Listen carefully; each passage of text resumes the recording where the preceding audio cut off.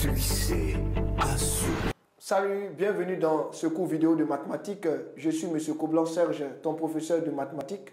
Aujourd'hui, nous verrons un théorème assez important pour toi.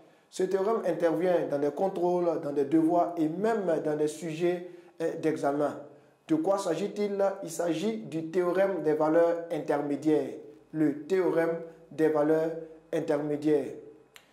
Ainsi donc, l'objectif de ce cours, c'est de t'amener premièrement à pouvoir identifier le théorème des valeurs intermédiaires. Et le second objectif, c'est de t'amener à pouvoir démontrer que l'équation f de x égale à a admet une solution dans un intervalle donné.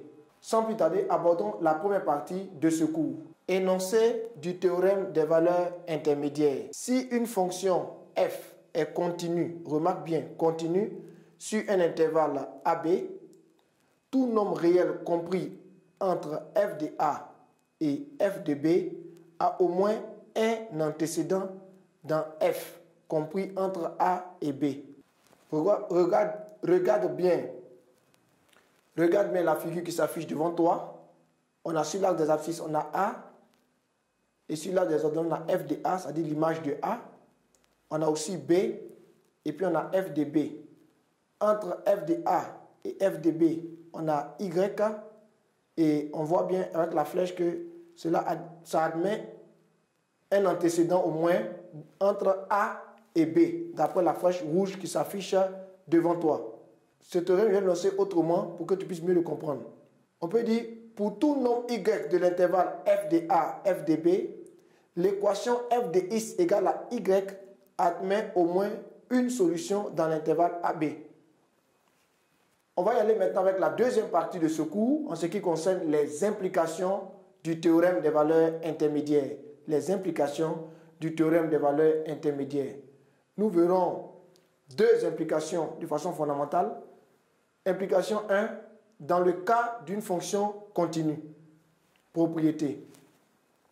Soit f, une fonction continue sur un intervalle AB, avec A strictement inférieur à B, si f de A multiplié par f de B est inférieur à 0, alors l'équation f de x égale à 0 a au moins une solution appartenant à l'intervalle AB.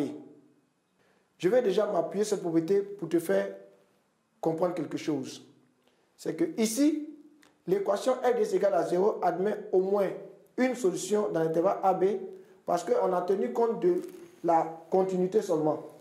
Comme la fonction est continue et que f de A multiplié par f de B est inférieur à 0, alors l'équation f de x admet au moins une solution. Tu verras dans l'implication 2 que nous allons voir tout à l'heure que ça va changer un peu.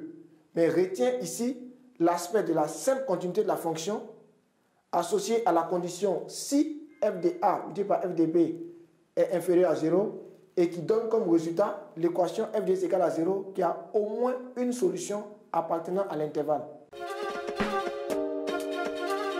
Succès assuré.